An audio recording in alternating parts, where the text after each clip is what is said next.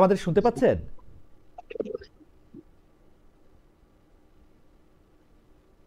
আমরা শুনতে পাচ্ছি না আরেকটু। আচ্ছা, আমরা মামুন ভাই আমাদেরকে এতক্ষণ শুনতেছিলেন, এখন শুনতে পাচ্ছেন না। আমরা আপনি কি তাহলে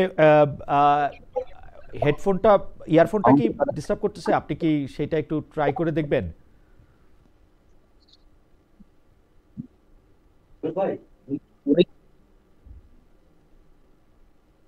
না না, আমি তো ব্লুটুথ লাগাইছি, হেডফোন। আমরা একটু দেখছি যে মাওলানা মামুনুল হকের কানেকশনটা একটু বেটার হয় কি না, কারণ মাওলানা মামুনুল হক আছেন দিনাজপুরে। আহ, তো সেখান থেকে আসলে আমাদেরকে ইনি শুনতে পাচ্ছেন না, শুনতে পাচ্ছিলেন এতক্ষণ অনুষ্ঠানটি শুরু করার আগে, এখন আমাদের শুনতে পাচ্ছেন না। আহ,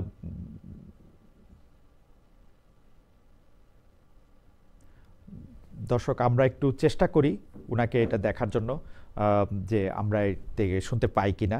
আজকে যে বিশেষ ঘটনা ঘটেছে, সেই ঘটনার মধ্যে হচ্ছে যে আজকে জাতির উদ্দেশ্যে ভাষণ দিয়েছেন ডক্টর মোহাম্মদ ইউনূস। জাতির উদ্দেশ্যে ভাষণ দিয়ে তিনি নির্বাচনটি কিভাবে হবে এবং নির্বাচনটি কিভাবে পরিচালনা করা হবে সে ব্যাপারে তিনি একটু আভাস দিয়েছেন। গণভোট যে নির্বাচনের দিন হবে সেটি তিনি বলেছেন। গণভোটের প্রশ্ন তিনি রেখেছেন, যে গণভোটের প্রশ্নটি আসলে কীভাবে হ্যাঁ বা না এর মাধ্যমে দেয়া যাবে।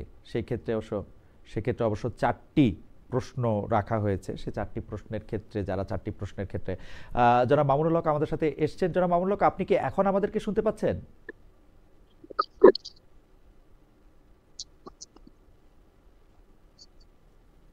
তুমি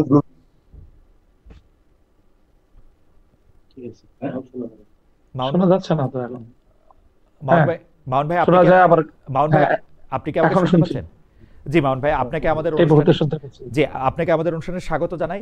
আপনি আপনি দিনাজপুরে আছেন, তারপরও আপনার সময় করে আপনি আমাদের সাথে যুক্ত হয়েছেন, সেজন্য আমাদের শুভেচ্ছা এবং কৃতজ্ঞতা জানবেন। এবং দর্শকদের কাছে একটু ক্ষমা চেয়ে নিচ্ছে, আমাদের একটু কারিগরি ত্রুটির কারণে আমরা আসলে সময় মতো কানেক্টেড হতে পারি নাই। এবং আজকে আমাদের অনুষ্ঠানটি আমরা এখন রাত 10টায় করি বাংলাদেশ টাইম, কিন্তু আমরা একটু এগিয়ে নিয়ে এসেছি রাত 9টায়, কারণ জনাব মামুনুল হকের বিশেষ কাজও রয়েছে। জনাব মামুনুল হক, আপনার জন্য আমরা একটা ইন্ট্রো ঠিক করে রেখেছিলাম, কিন্তু কারিগরি কারণে সেই ইন্ট্রো এবং ভালো কথা অনেকগুলি আসলে বলা হয়নি। কিন্তু যেটা হচ্ছে যে জুলাই সনদ বাস্তবায়নের দাবিতে তিনি, জনাব মামুনুল হক এখনও সক্রিয়। খেলাফতে মজলিসের আমির এবং বাংলাদেশ হেফাজতে ইসলামী বাংলাদেশের যুগ্ম মহাসচিব জনাব মাওলানা মাহমুদ মামুনুল হক, আপনাকে এবার অফিসিয়ালি আবার একটু স্বাগত জানাই। প্রশ্নে যেতে চাই আপনার অনুমতি নিয়ে। জি, ধন্যবাদ। আমরা যেতে পারি। আলহামদুলিল্লাহ। জি। যারা আমাদের সাথে যুক্ত আছেন, আমিও আমার পক্ষ থেকে সকলকে স্বাগত জানাচ্ছি। জি মামুন ভাই, আমরা আজকে জানি যে যে আমি আমি আমি আসলে যখন কারিগরি সংযোগটি প্রতিষ্ঠিত হতে চেষ্টা করছিল, তখন আমি বলছিলাম যে আজকে জাতির উদ্দেশ্যে প্রধান উপদেষ্টা ডক্টর মোহাম্মদ ইউনূস ভাষণ দিয়েছেন। সেখানে তিনি জানিয়েছেন জাতীয় সংসদ নির্বাচন ও গণভোট একই দিনে অনুষ্ঠিত হবে, কিন্তু আপনার স্পষ্ট দাবি ছিল গণভোট আগে হতে হবে, জুলাই সনদের সব বাস্তবায়ন করতে হবে, তারপর জাতীয় সংসদ নির্বাচন। এখন সরকারের সিদ্ধান্ত জাতীয় নির্বাচনের দিনই হবে যে গণভোট। এটা নিয়ে আপনার প্রতিক্রিয়া কি, জনাব মোহাম্মদ মামুনুল হক? যে ইতিমধ্যে আমি আমার এবং আমাদের দলীয় প্রাথমিক তাৎক্ষণিক প্রতিক্রিয়া আমরা ব্যক্ত করেছি। আমরা মনে করি যে জুলাই সনদের বাস্তবায়নের যে গণভোট, সেই গণভোটকে জাতীয় নির্বাচনের দিনে একই সাথে আয়োজনের ঘোষণা দিয়ে জাতিকে হতাশ করা হয়েছে। এবং আমরা মনে করি যে এতে গণভোটের যে তাৎপর্য, জুলাই সনদের যে গুরুত্ব, সেটা আহ, অর্জিত হবে না। জুলাই সনদের প্রতি মানুষের যে মনোযোগ হওয়ার কথা, চারটা প্রশ্ন রাখা হয়েছে। এই প্রশ্নগুলো সাধারণ মানুষের অনুধাবন করা, উপলব্ধি করা, তারপরে মনোযোগ সহ সেই বিষয়ে নিজের মতামত ব্যক্ত করা, এই বিষয়গুলো জাতীয় নির্বাচনের সাথে যখন প্রতীক এবং প্রার্থীদের তুমুল একটা প্রতিযোগিতার মধ্য দিয়ে নির্বাচন অনুষ্ঠিত হবে, সেই ডামাডোলে আমরা মনে করি গণভোটের মতো, বিশেষ করে জুলাই সনদ বাস্তবায়নের মতো রাষ্ট্রের অন্যতম আগামীর রূপরেখা নির্ধারক এমন একটি বিষয়ের গণভোট আয়োজন করার কোনোভাবেই যথাযথ পরিবেশ নিশ্চিত করা যাবে না। উম, এখন গণভোট জুলাই সনদ নিয়ে আপনাদের যে আন্দোলন চলমান ছিল সেটা কি থাকবে নাকি স্থগিত করবেন? আপনাদের সিদ্ধান্তটা কি এই মুহূর্তে? না, এখানে আমাদের অনেকগুলো বিষয় ছিল আন্দোলনের।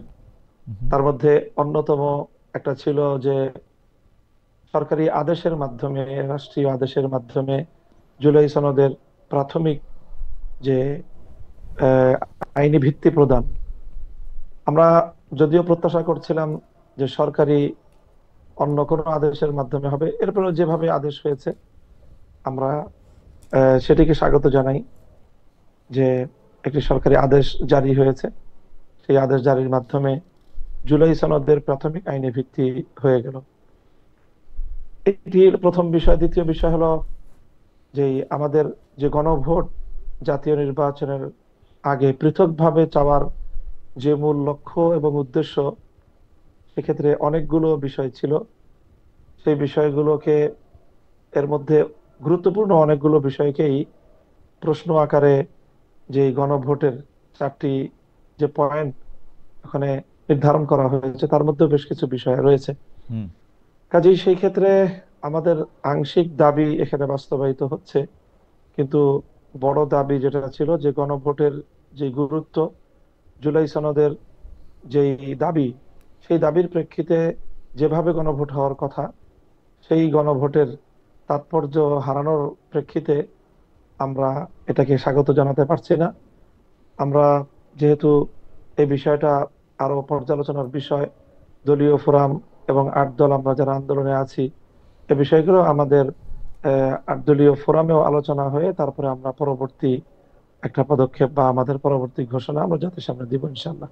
তার মানে আন্দোলন চলবে কি চলবে না সেটা আপনারা মানে সিদ্ধান্ত নিয়ে তারপরে জাতির সামনে আপনারা পরে জানাবেন। এই মুহূর্তে আন্দোলন স্থগিত থাকবে না চলবে সেই ব্যাপারে আপনারা কোনো সিদ্ধান্ত নেন নাই? এই মুহূর্তে আমাদের যেই কর্মসূচি আগে থেকে ঘোষণা করা আছে, হুম হুম। সেই কর্মসূচিগুলো পালিত হবে এবং আগামী 16ই নভেম্বর আমরা একটি সম্মিলিত বৈঠকে ওকে। সিদ্ধান্ত রয়েছে। আমরা আশা করছি সেখান থেকে চূড়ান্ত সিদ্ধান্ত আসবে। আপনারা অনেক বছর ধরেই বলছেন যে ক্ষমতায় যেতে পারলে ইসলামী শারিয়া মোতাবেক রাষ্ট্র আপনারা চালাবেন। আপনাদের দলের নাম থেকে খেলাফতের বিষয়টি স্পষ্ট হওয়া যায়, তার জন্যই রাজনীতি করছেন। আমাদের একটা ছোট্ট প্রশ্ন আছে যে জুলাই সনদ বাস্তবায়নের দাবিতে যে আপনারা সোচ্চার, এই জুলাই সনদের দাবি মানে বাস্তবায়নের সঙ্গে এই কাঙ্ক্ষিত ইসলামী শারিয়া বা খেলাফত কায়েমের কোনো অগ্রগতি সাধিত হবে কিনা, এটা আপনারা এরকম মনে করছেন কিনা? মানে জুলাই সনদ ও শরিয়া ভিত্তিক শাসনের জি কোনো জি জি সম্পর্ক জি। রয়েছে কিনা? খেলাফতের যে ব্যবস্থা বা ইসলামী ব্যবস্থা, আমরা যেটা বিশ্বাস করি অ্যাজ এ মুসলিম, সেটা হলো যে আল্লাহ প্রদত্ত যে ব্যবস্থা, সেটাই মানব জাতির জন্য সবচেয়ে কল্যাণকর ব্যবস্থা। আদার্স অন্যান্য সেক্টরের মতো রাজনীতি, রাষ্ট্র ব্যবস্থা, শাসন ব্যবস্থার ক্ষেত্রেও ইসলামের চেয়ে উত্তম এবং সুন্দর কোনো ব্যবস্থা হতে পারে না। মানুষের সাম্য, মানবিক মর্যাদা, মানুষের মৌলিক অধিকার নিশ্চিত করার ক্ষেত্রে ইসলাম হলো সর্বশ্রেষ্ঠ ব্যবস্থাপনা এবং একমাত্র নির্ভুল ব্যবস্থাপনা। কাজে সেই ক্ষেত্রে ইসলামের যে বড় একটি মৌলিক চাহিদা, সেটি হলো মানব সমাজের মধ্যে সাম্য এবং ইনসাফ কায়েম হওয়া, বৈষম্য দূরীভূত হওয়া। তো আমরা মনে করি যে জুলাই সনদের রাষ্ট্রীয় ভিত্তি প্রতিষ্ঠার মাধ্যমে তো একটা বৈষম্য বিদরিত হওয়ার ক্ষেত্রে, ইনসাফ প্রতিষ্ঠার ক্ষেত্রে আমাদের এক ধাপ অগ্রগতি হবে। বিগত যে 72-এর বাংলাদেশের যে বন্দোবস্ত, রাজনৈতিক বন্দোবস্ত, সেটাকে আমরা চরম বৈষম্যপূর্ণ, ইসলামের প্রতি অনেক বেশি বিদ্বেষী মনোভাবাপন্ন আমরা মনে করি। সেই জায়গাটা থেকে জুলাই সনদ অবশ্যই, যেহেতু এর মধ্যে অনেকটা ভারসাম্য আসবে, ইনসাফের, ন্যায়ের, ন্যায় এবং ইনসাফ মানেই হলো ইসলামের প্রতি এক ধাপ অগ্রগতি। ওকে, মাওলানা মামুনুল হক, আপনি এই শারিয়া ভিত্তিক শাসন ব্যবস্থার যে কথা বলছেন সেইটা আমি আগেও আপনাকে এই প্রশ্ন করেছিলাম, আবারও আপনাকে এই প্রশ্ন করতে চাই যে আপনারা যে শারিয়া শাসন চান সেই রকম কোনো শারিয়া শাসন এই মুহূর্তে পৃথিবীর কোনো জায়গায় আসলে চলছে কিনা? সৌদি আরব, ইরান, আফগানিস্তান, তুরস্ক বা মিশর, এই রকম মালয়েশিয়া, ইন্দোনেশিয়া, কোথাও এই মডেলটা চলছে কিনা? আপনারা কোন মডেলটা আসলে অনুসরণ করতে চান? আমিও আগে যেরকম জবাব দিয়েছিলাম, আমার সেই প্রশ্নের একই রকম জবাব, যে সৌদি আরব বা মিডিল ইস্টের যে দেশগুলো আছে, আরব সংযুক্ত আরব আমিরাত, কুয়েত, এই সকল দেশগুলোতে শরিয়ার একটা দিক তারা ফলো করে। বিচার ব্যবস্থা তারা শরিয়ার অনেকগুলো বিধিবিধান সেখানে কার্যকর রয়েছে। রাজনৈতিক যেই তার যে মডেল, সেটা খুব আংশিকভাবে ইরান কিছুটা ফলো করার চেষ্টা করে। ইরানের ধর্মীয় বিশ্বাসের দিক থেকে আমাদের সাথে যথেষ্ট মতপার্থক্যের জায়গা আছে। তুরস্ক, তারা যেই জায়গায় ছিল, একেবারেই সম্পূর্ণ ধর্মকে সিদ্ধান্তের মাধ্যমে রাষ্ট্র থেকে উৎখাত করা হয়েছিল, সেখান থেকে আবার তারা সেই খেলাফতে উসমানিয়ার দিকে ফিরে যাওয়ার পদক্ষেপ নিচ্ছে এবং চেষ্টা করছে বলে তাদের নানা আয়োজনের দ্বারা এটা প্রতীয়মান হয়। এই সব রাষ্ট্রের পাশাপাশি সাম্প্রতিক ইমারাতে ইসলামিয়া, আফগানিস্তান নতুন যে সংযুক্তি ইসলামী শরিয়া বাস্তবায়নের ক্ষেত্রে, তারাও যথেষ্ট উন্নতি এবং অগ্রগতি অর্জন করেছে, কিন্তু তারাও এখনো কাঙ্ক্ষিত সকল বিষয়ে পরিপূর্ণ আহ, সকল বিষয়ে শতভাগ সাফল্য অর্জন করেছে এটা বলার সময় এখনো হয়নি। কাজেই সেই বিবেচনায় বর্তমানে প্রচলিত বা পৃথিবীর কোন রাষ্ট্রকেই আমি নিরঙ্কুশ ভাবে আমার মডেল অথবা আমার অনুসরণীয় আহ, দৃষ্টান্ত হিসেবে আমি উপস্থাপন করব না। বরং আমরা খেলাফতে রাশেদার যে শাসন ব্যবস্থা কোরআন সুন্নাহ এবং ইতিহাস থেকে আমরা পাই, সেটাই হলো আমাদের মডেল। আহ, একটু যদি আরেকটু যদি পরিষ্কার করতেন যে আপনার স্কুল, মানলাম যে পৃথিবীর কোনো রাষ্ট্রকে আপনি মডেল হিসেবে নিচ্ছেন না, আদর্শ হিসাবে আপনি কাকে নিচ্ছেন? কারণ স্কুল অফ থটসেও আমরা নানা সময় নানা জনের মধ্যে মত পার্থক্য দেখি। যে ইসলাম ধর্ম অনুসরণ করলে, আপনি ইরানের কথা বললেন, আফগানিস্তান বা সৌদি আরবের কথা বললেন, এখন হাশেমি, উমায়া, খোলাফায়ে রাশিদিনের কথা বললেও সেইটাও আবার মানে যেহেতু ওসমান রাদিয়াল্লাহু আনহুর সময় থেকে এটি একটি উমায়াদের জায়গা থেকেও আমরা একটা আলাদা স্কুল অফ থটস দেখি, যেটা আপনি আসলে অনেক বেশি জানেন। তো সেই স্কুল অফ থটসের মধ্যে আপনারা আসলে কোন স্কুল অফ থটস অনুসরণ করবেন যদি আপনারা রাষ্ট্র ক্ষমতায় আসেন? স্কুল অফ থটস বলতে আমাদের যে ফিকহের ক্ষেত্রে, হুম হুম মানে আমরা যে ফিকাহ মানি, ইসলামের ফিকাহ মানার ক্ষেত্রে স্কুল অফ থটস এর একটা পার্থক্য, সেটা শুধুমাত্র ইসলামী ফিকহের ক্ষেত্রে চারটা স্কুল অফ থটস আছে, এবং হুম চারটার বাইরে হুম আরেকটা স্কুল অফ থটস বর্তমান সময়ে বিশ্বজুড়েই জনপ্রিয়তাও আছে। সেটি হলো যেটাকে সালাফি হুম একটি স্কুল অফ থটস আমরা বলতে হুম পারি। এই পাঁচটি স্কুল অফ থটস বর্তমানে পৃথিবীতে চলছে ফিকহের ক্ষেত্রে। হুম আর যদি ইসলামী আকীদার বিশ্বাস সহ বলি, তাহলে মৌলিকভাবে দুটি পার্থক্য বা দুটি এখানে ভাগ, একটা হলো শিয়া আর একটা হলো সুন্নি। এই সুন্নির মধ্যে কিন্তু সমস্ত স্কুল অফ থটস গুলো একীভূত। তো আমরা সেই জায়গায় কোনোভাবেই শিয়া মডেলকে আমরা বিশ্বাস, চিন্তা, দর্শনের ক্ষেত্রে অনুসরণ করি না। আমরা সুন্নি থটসটাকে অনুসরণ করি।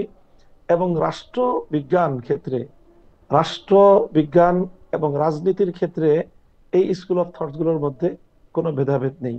এখানে সুন্নি যেই মতবাদ, যেটা কোরআন সুন্নাহ ভিত্তিক, সেটাকে আমরা আমাদের মডেল বলে এবং আমাদের স্কুল অফ থট হিসেবে আমরা অনুসরণ করি। কিন্তু মাওলানা মামুনুল হক, কতগুলি জিনিসের ক্ষেত্রে স্পষ্ট মানে মাযহাবগত একদম পার্থক্য রয়েছে। যেমন হানাফি মাযহাবের সাথে শাফি মাযহাবের আসলে শাস্তি, দণ্ড, বিধি এগুলি নিয়ে কিন্তু আসলে পার্থক্য রয়েছে, যেটা আপনি আবারও বলি হ্যাঁ, মানে মালিকি বা হাম্বলির মানে হ্যাঁ, পার্থক্য রয়েছে। এই ক্ষেত্রে আপনি কি? হ্যাঁ, এটা আমি বলি, জি এই জায়গাটা আমি বলছি জি যে সেক্ষেত্রে আমি যেটা বললাম, যে শাসন ব্যবস্থার মধ্যে শুধুমাত্র বিচার ব্যবস্থায় হুম বিচারিক যেই বিষয়গুলো, আদালতের বিষয়গুলোতে মাযহাবগত কিছু মতভিন্নতা রয়েছে, হুম হুম এবং সেখানে পৃথিবীতে যেই শরিয়া আদালতগুলো বর্তমানে পরিচালিত হচ্ছে, পাকিস্তানের শরিয়া আদালতের এক ধরনের প্রচলন আছে।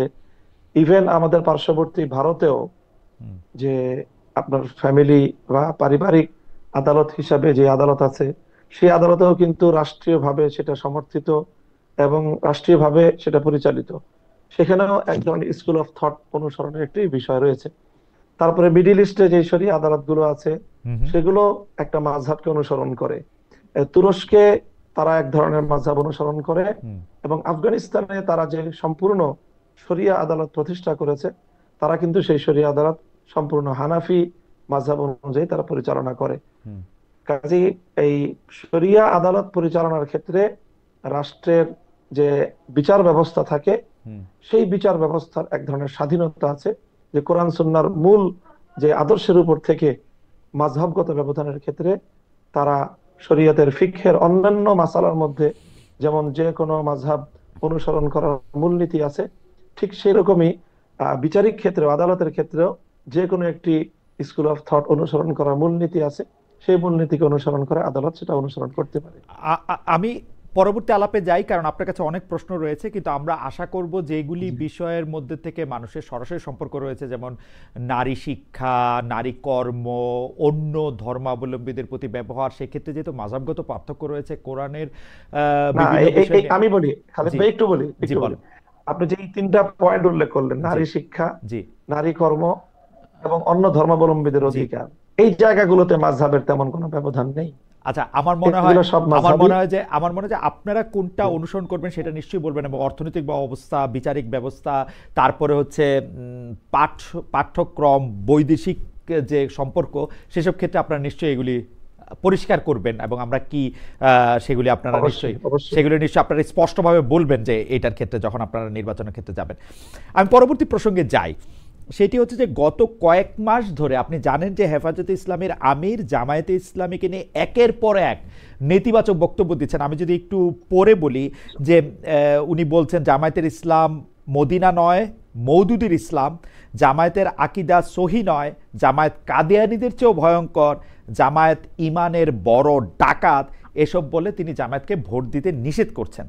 আপনি হেফাজতের আমিরের বক্তব্যকে বলছেন ব্যক্তিগত মন্তব্য।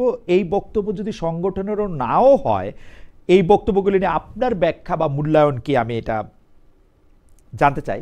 যে মিডিয়ায় আমরা নিউজটা এরকম দেখতে পাই যে হেফাজত এখন কিছুটা বিএনপির দিকে, আর হেফাজত নেতাদের রাজনৈতিক দলগুলি কিছুটা জামায়াতের সঙ্গে। আপনি যদি একটু আমাদের একটু বলতেন যে জামায়াতকে যেভাবেই তিনি বলছেন, হেফাজতের আমির জনাব শাহ মহিবুল্লাহ বাবুনগরী, তার বক্তব্যটাকে আপনি ব্যক্তিগত মন্তব্য বললেও, যেহেতু তিনি একটি আপনাদের অরাজনৈতিক সংগঠনের আমির, সেটাকে আপনারা আসলে কিভাবে দেখেন? তো উনি যেহেতু অরাজনৈতিক ব্যক্তিত্ব, তার বক্তব্যগুলো অরাজনৈতিক, এবং তিনি তার ধর্মীয় বিশ্বাসের জায়গা থেকেই এই বক্তব্যগুলো দিয়েছেন। হ্যাঁ, বক্তব্যগুলোর মধ্যে কিছু বিষয় আছে যে বিষয়গুলো একটা উপমা, হ্যাঁ, একটা বিষয় হলো একটা এক্সাম্পল অথবা কোন একটা দৃষ্টান্ত বর্ণনা করা হয়। রূপক অর্থের একটা বিষয় আমরা জানি ব্যবহারিক ক্ষেত্রে আছে। যেমন আমি দৃষ্টান্ত হিসেবে একটা কথা বলি। যেমন আমাদের মধ্যে অনেক বড় একজন ইসলামিক স্কলার, এই বিগত শতাব্দীর, আল্লামা জাহেদ কাউসারী তার নাম। তার একটা খুব জনপ্রিয় একটা মন্তব্য আছে, সেটা হলো আল্লাহ মাযহাবিয়াতু কান্তারাতুল্লাহ দীনিয়া, যে মাযহাবকে অস্বীকার করা এটা ধর্মকে অস্বীকার করারই একটা সিঁড়ি। তো অথচ আমরা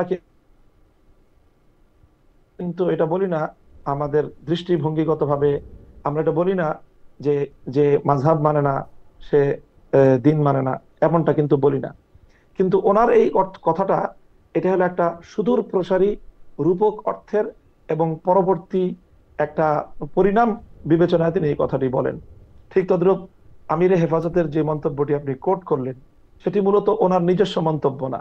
এটা আমাদের উপমহাদেশের একজন খ্যাতিমান আলেমে দ্বীন এবং এই পাক ভারত উপমহাদেশের, ভারত এই স্বাধীনতা, ইংরেজ বিরোধী স্বাধীনতা আন্দোলনের অন্যতম রূপকার হুসাইন আহমদ মাদানী, যিনি ভারতের অত্যন্ত প্রভাবশালী দারুল উলুম দেওবন্দের বড় মাপের একজন শাইখুল হাদিস, তার এই মন্তব্য যে তিনি বলেছেন যেটা, যে মওদুদী সাহেবের যে ওনার যে দৃষ্টিভঙ্গি ইসলাম সংক্রান্ত বিষয়ে, সেই দৃষ্টিভঙ্গিগুলো যদি পরিপূর্ণভাবে প্রতিফলিত হয় তাহলে তার যে ফলাফলটা দাঁড়াবে সেই ফলাফলটা অনেক ভয়ঙ্কর। তো যেহেতু কাদিয়ানি ফিতনাটা এটা একটা সীমিত পরিসরের মধ্যেই এটা সীমাবদ্ধ, কিন্তু মওদুদী সাহেবের তার যে চিন্তাধারাগুলো সেগুলো ব্যাপক মানুষের মধ্যে আলোড়ন সৃষ্টিকারী, ব্যাপক মানুষের মধ্যে এটা জনপ্রিয়তা লাভ করেছে।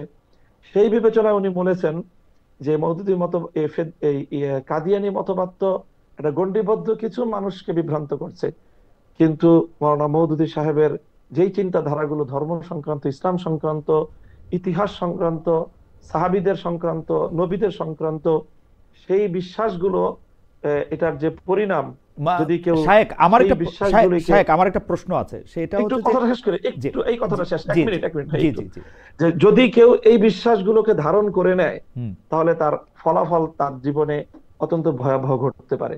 ইতিমধ্যে বারবার কিন্তু জামাতে ইসলাম তারা এই কথা বলার চেষ্টা করে যে তারা সম্পূর্ণরূপেই মওদুদী সাহেবের সকল মতবাদকেই যে তারা অক্ষরে অক্ষরে বাস্তবায়ন করবে, এমন ঘটনা কিন্তু তাদের ঘোষণা তাদের পক্ষ থেকে নেই। তো সেই জায়গা থেকে আমিরে হেফাজতের বক্তব্য হলো মূলত মওদুদী সাহেবের চিন্তাধারা ব্যক্তিগত, এবং তার সেই চিন্তাধারাগুলি অনুসরণ করলে, কেউ ধারণ করলে তার যে ভয়াবহ ফলাফল ঘটতে পারে সেই বিষয়ে সতর্কবাণী। আর আমরা যেই জায়গা থেকে কাজ করতেছি সেটা হলো, আমরা মনে করি যে ইসলামী রাজনৈতিক দল হিসাবে আমাদের প্রধান ফোকাস পয়েন্ট হলো যারা রাষ্ট্র ব্যবস্থায় ইসলাম চায় আর যারা রাষ্ট্র ব্যবস্থায় ইসলাম চায় না। যখন ইসলামিক রাজনৈতিক সংগঠন হিসেবে আমার অবস্থান, যারা রাষ্ট্র ব্যবস্থায় ইসলাম চায় তাদের পক্ষে আমাকে অবস্থান নিতে হয়। কাজেই এই জন্য যিনি রাজনীতি করেন আর যিনি রাজনীতি করেন না, তার মূল ফোকাস পয়েন্ট একটা হয় না কখনোই। আপনি আপনার কাছে আমার যে প্রশ্ন ছিল যে সেটা হচ্ছে যে আপনি বলছেন যে উনি একজনকে কোট করে বা উদ্ধৃত করে একটা কথা বলছেন, সেক্ষেত্রে আপনি একটা উদাহরণও দিলেন, কিন্তু আপনি কি এটাকে এরকমই মনে করেন কিনা, আপনি কি এই কোটটা দিতেন কিনা? জনাব আল্লামা বাবুনগরী যেটাকে বলছেন, কাদিয়ানীরা ইমানের যত ক্ষতি করতে পারেনি জামায়াতে ইসলামী তার চেয়ে বেশি ক্ষতি করেছে। ইনি কাউকে কোট করছেন মানে তো তাকে আসলে এন্ডোর্স করছেন, তাই না? মানে এটা আরেকজনকে উদ্ধৃত করেও আমরা যখন একটা কথা বলি তার বক্তব্যের সাথে আমি একমত হয়ে বলি। আপনি এই বক্তব্যের সাথে কথাটা, জি, আপনি এই বক্তব্যের সাথে একমত না? তাহলে আমি এই বক্তব্যের সাথে একমত না, আমি কথা বলিনি। আমি সেই বক্তব্যের যে ব্যাখ্যা, সেই বক্তব্যের যে মূল উদ্দেশ্য, সেই উদ্দেশ্যটাকে আমি ব্যক্ত করলাম। এবং এই বক্তব্যটা আমাদের একজন অনুসরণীয় ব্যক্তির, এবং তিনি রাজনৈতিক দূরদৃষ্টি সম্পন্ন এবং ধর্মীয় স্কলার, কাজেই তিনি তার ধর্মীয় জায়গা থেকে এটার পরিণামের বিষয়ে সতর্ক করেছেন। আমরা জামাতে ইসলামের যারা আছে, মওদুদী সাহেবের ফলোয়ার, তাদেরকেও আমরা সতর্ক করার জন্য আমরা ওই কথা বলি যে এই বিষয়টা যদি আপনারা ভুল করেন তাহলে আপনারা এই ধরনের ক্ষতির মধ্যে পতিত হতে পারেন। আপনি কি মনে করেন যে আল্লামা মামুনুল হক, আপনি কি মনে করেন যে মওদুদী সাহেবের দেখিয়ে দেওয়া আদর্শ বা পথ বাদ দিলে জামায়াতে ইসলামী যে মানে কথা বলে সেই রাজনীতিতে তারা থাকবে, নাকি তাদের কিছু পরিবর্তনও করতে হবে যদি ব্যাপারটা শুধু মওদুদী সাহেবই হয়? হ্যাঁ, শুধু এখানে আমি জামাতে ইসলামের রাজনীতি সম্পর্কে আমার যে অবজারভেশন, সেটা হলো জামাতে ইসলাম অনেক ক্ষেত্রেই মওদুদী সাহেবের অনেক আদর্শকেই তারা অনুসরণ করে না। যারা মওদুদী সাহেবের একনিষ্ঠ ভক্ত, তাদের পক্ষ থেকে জামাত ইসলামের ব্যাপারে এই ধরনের বড় ধরনের আপত্তিও আছে যে মওদুদী সাহেবের বেশ কিছু গুরুত্বপূর্ণ ফিলোসফি, তার বেশ কিছু দর্শন জামাত ইসলাম রাজনীতিতে অনুসরণ করছে না। যেরকম জামাত ইসলাম যেইভাবে গণতান্ত্রিক ধারাকে প্রমোট করছে, এটা মওদুদী সাহেবের মূল তার যে বক্তব্য, তার যে আদর্শ, সেটা থেকে অনেকে মনে করেন যে জামাত ইসলামের বিচ্যুতি ঘটেছে। কাজে সেই হিসাবে আমি বলতে চাই এই জায়গায় কিছুটা ব্যবধান আছে আর কি। আপনি যেহেতু গণতন্ত্রের প্রশ্নটা তুললেন, সেহেতু আমি একটু জানতে চেয়ে রাখি যে আপনি মানে বা খেলাফতে মজলিস গণতন্ত্র প্রশ্নটাকে কিভাবে ডিল করে? আসলে গণতন্ত্র বলতে আমরা যে মডেলটা দেখি, জামায়াতে ইসলামীও যে ধরনের গণতন্ত্রের কথা বলে, খেলাফতে মজলিসের ক্ষেত্রে গণতন্ত্রের প্রশ্নের উত্তরটা কি আসলে? খেলাফতে মজলিসের চোখে গণতন্ত্রটা কেমন? হ্যাঁ, হ্যাঁ।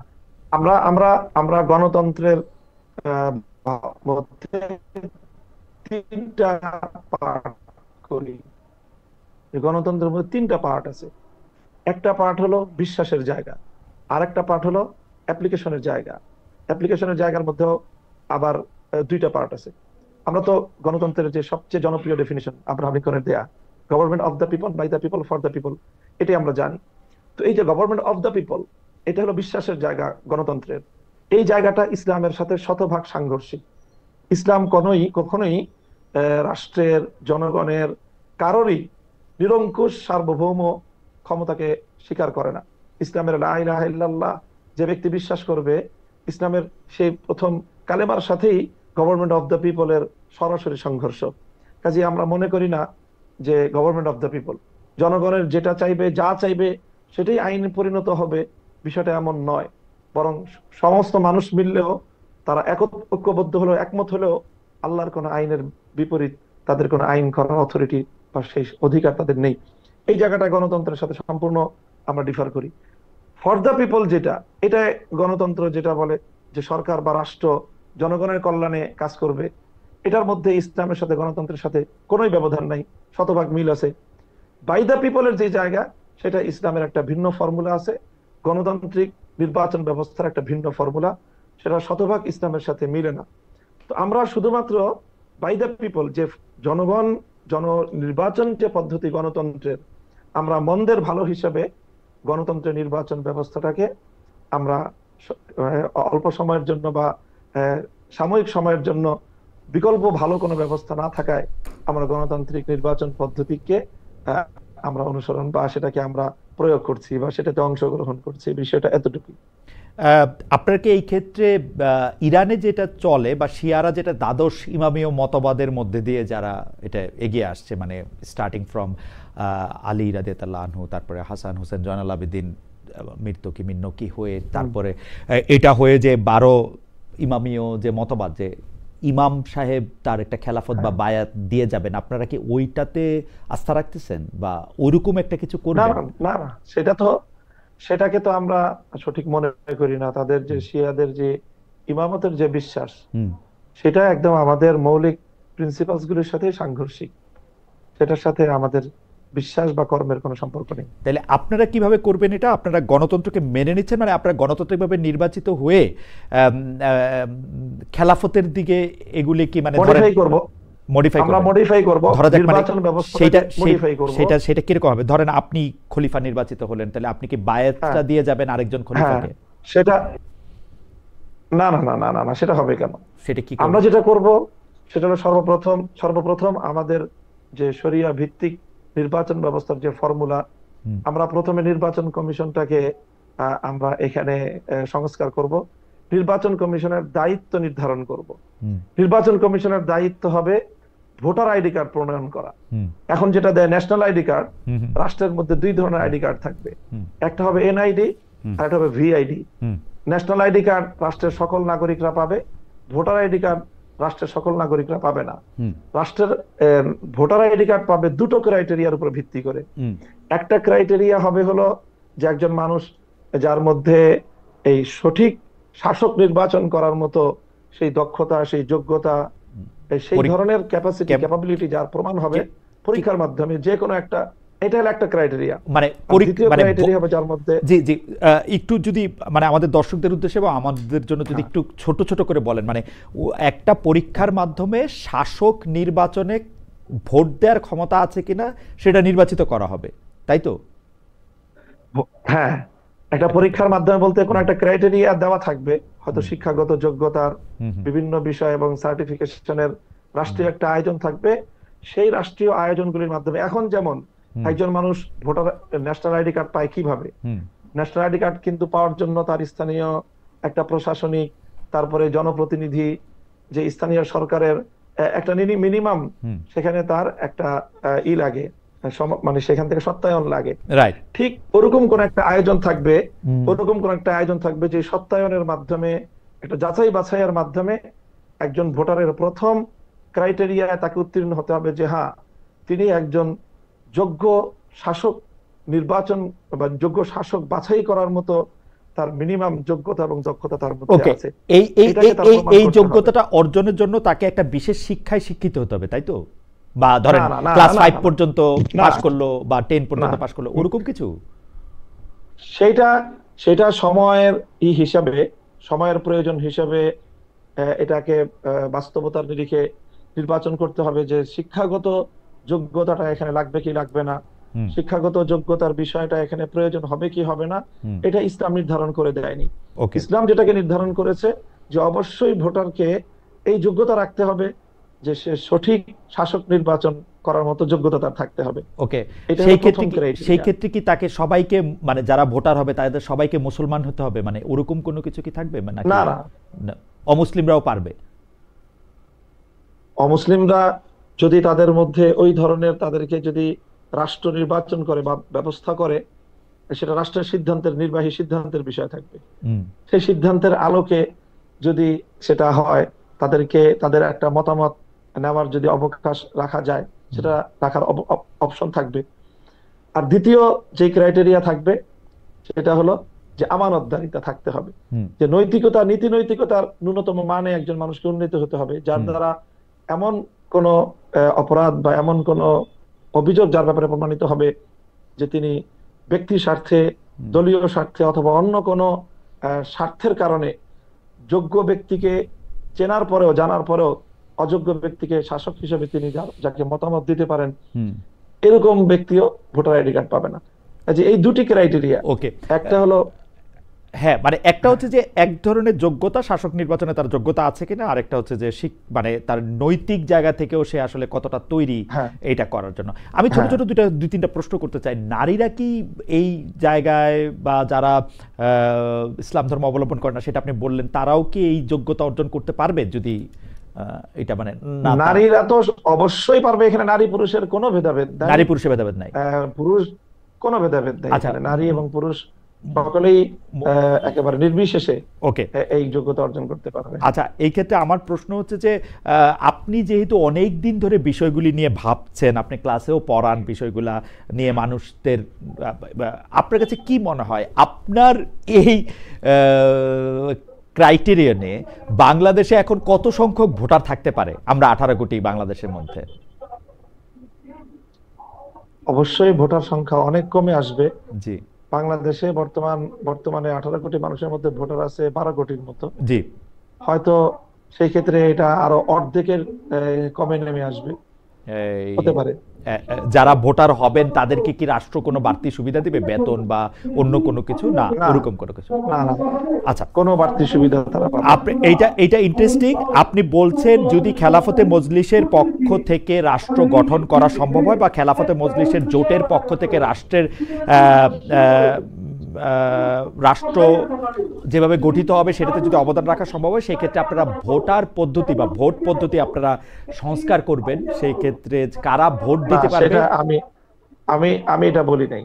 জি, তাহলে আপনি আমাদের এখন যে জোট, জি, আমাদের যে এখন আন্দোলন, এটা হলো বর্তমান বাংলাদেশের জুলাই বিপ্লব পরবর্তী এই মুহূর্তের যে বাংলাদেশ, হুম, এই বাংলাদেশের আহ, সার্বিক পরিবেশ অনুযায়ী হুম, আমরা এই মুহূর্তেই চূড়ান্ত খেলাফা রাষ্ট্রের দিকে যাওয়ার পদক্ষেপ এক ধাপেই নিতে পারবো, এটা হুম, আমরা মনে করি না। ওকে, আমাদেরকে এটার জন্য আরো সময় নিতে হবে, মানুষকে এটার জন্য আরো প্রিপেয়ার করতে হবে, তারপরে ধাপে ধাপে আমাদেরকে সেই পর্যায় পর্যন্ত যেতে হবে। ওকে। আপনি ধাপে ধাপে এখানে যেতে চান, তবে আপনার লক্ষ্য হচ্ছে যে এরকম একজন ভোটার, যেটি আসলে ইসলামের সাথে সম্পর্কযুক্ত, হ্যাঁ, ওরকম একটা ভোটার তালিকা করা, যেখানে একটা ভিআইডির প্রস্তাব আপনি করছেন, যেখানে ভোটার আইডেন্টিফিকেশন কার্ড হবে, শুধুমাত্র একজন নাগরিক হইলেই তিনি ভোট দিতে পারবেন, ব্যাপারটা এরকম না হইতে পারে। সেটা হওয়ার ক্ষেত্রে কি কি ক্রাইটেরিয়ান হবে সেটা হয়তো আলোচনার মাধ্যমে, পরবর্তী সময় সিদ্ধান্তের মাধ্যমে সেটি ঠিক করা হবে। আপনাকে ধন্যবাদ। হ্যাঁ, আমি পরবর্তী প্রসঙ্গে যাই, যে আপনি মানে এই সরকার অনেকেই মানে ব্যাপারটা এরকম করে বলেন যে ডক্টর মোহাম্মদ ইউনূস সরকারই আসলে আপনাদের কাবুল যাওয়ার ব্যবস্থা করে দিয়েছিলেন বা কাবুল যেতে দিয়েছিলেন, এর জন্য নিশ্চয়ই আপনারা ধন্যবাদও দিয়েছেন। আমাদের যে অন্তর্বর্তী সরকার আছে অর্থাৎ ডক্টর ইউনূসের সরকার আপনাদের মাধ্যমে তালেবান সরকারকে কি কোনো বার্তা দিয়েছিল? আপনারা এর মধ্যে সংবাদ মাধ্যমে বলেছেন যে তালেবান সরকার আপনাদের মাধ্যমে বাংলাদেশ সরকারের কাছে অনুরোধ করেছে যাতে ঢাকায় তাদের কূটনৈতিক মিশন সক্রিয় করা যায়।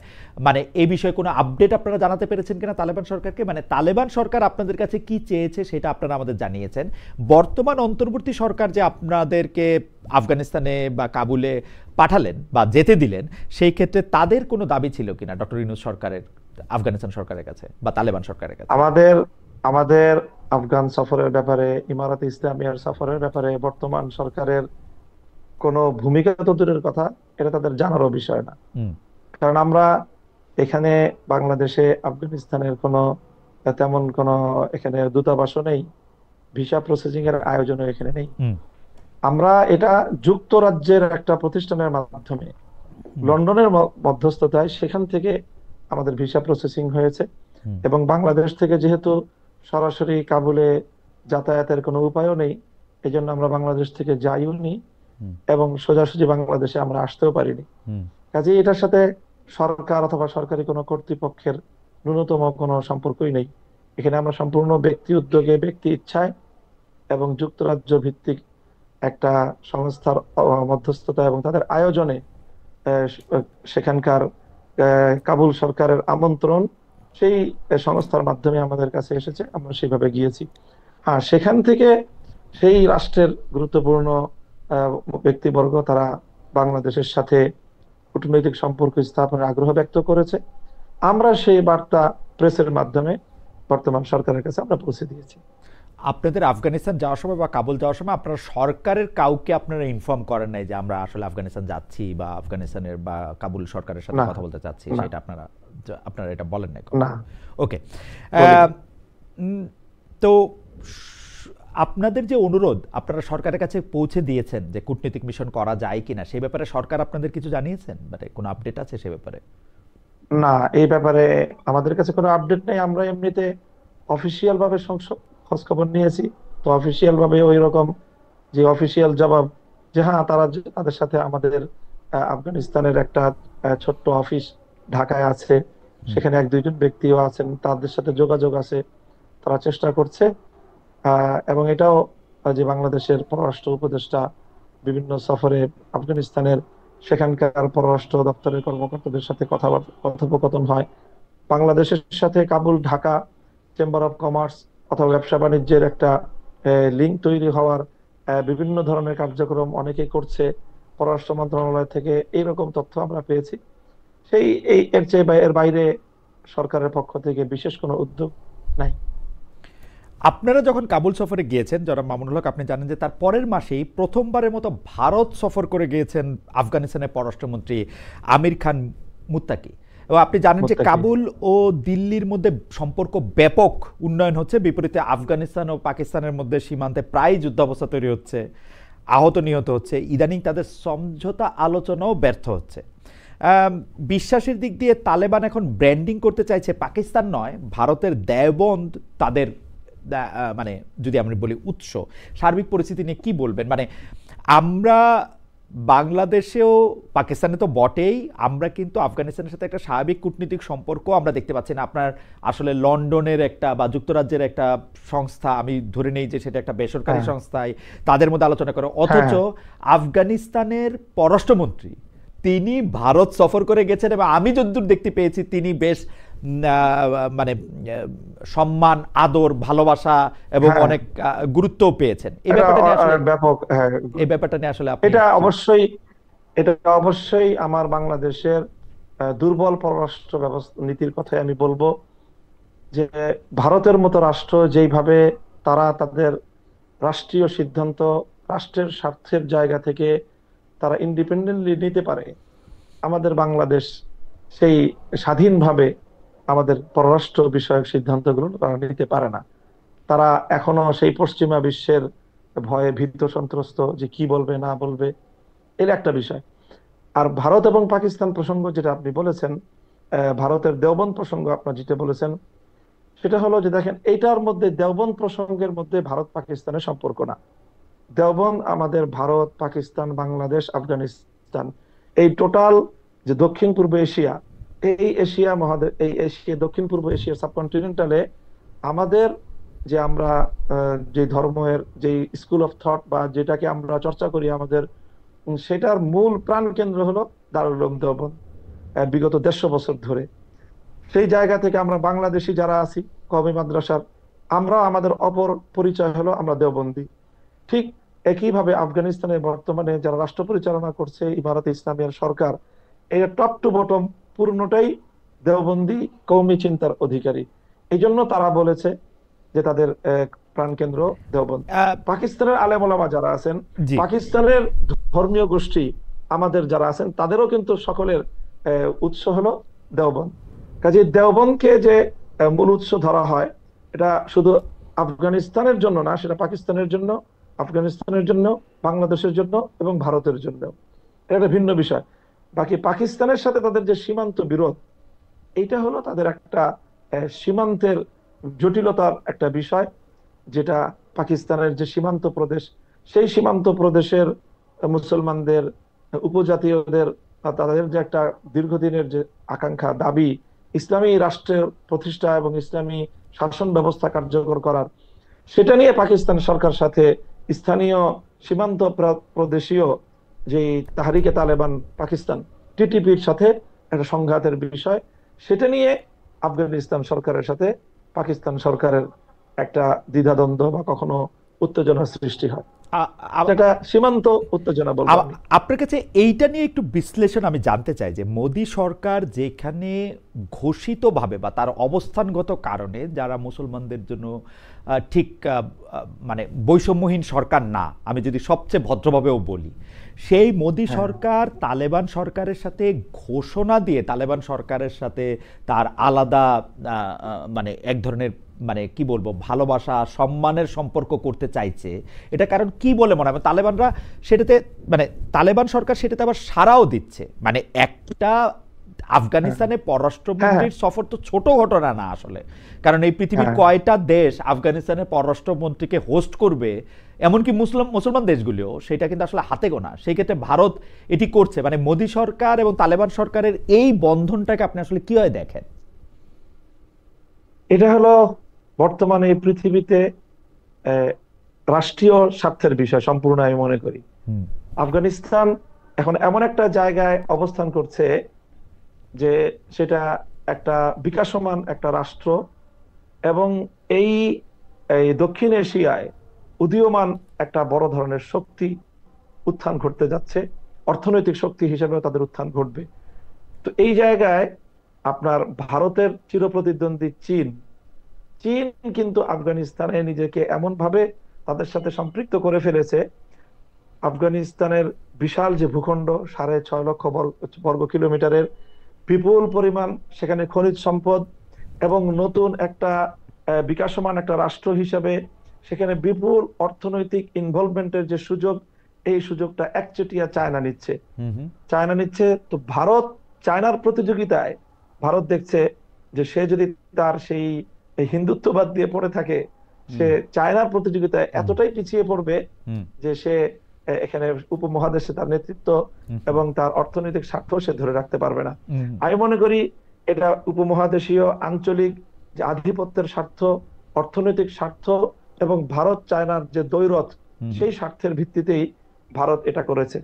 আর তালেবান বা ইমারত যেটা করেছে, সেটা হলো তাদের এখন এই মুহূর্তের প্রয়োজন হলো পৃথিবীতে যে কোনো রাষ্ট্রের সাথে তাদের যে একটা স্বাভাবিক যে তাদের কূটনৈতিক এবং বাণিজ্যিক সম্পর্ক, সেটা ভারত, আমেরিকা, রাশিয়া, চায়না যেই তাকে তাদেরকে অ্যাক্সেস দিবে, তার সাথেই তারা অগ্রসর হয়ে গিয়ে এই বন্ধুত্বের হাত তারা বাড়িয়ে দিবে। তাদের পলিসি। যারা মামুনুল হক, এখন যদি এরকম হয় যে মোদী সরকার মানে আফগানিস্তানের থেকে তো অর্থনৈতিকভাবে বাংলাদেশের সাথে সম্পর্ক উন্নয়ন বা বাংলাদেশের সাথে স্বাভাবিক বাণিজ্যের যে বিগ ব্রাদার রোলটা ভারত এতদিন প্লে করে আসছে, সেইটা তো ভারতের জন্য খুব গুরুত্বপূর্ণ।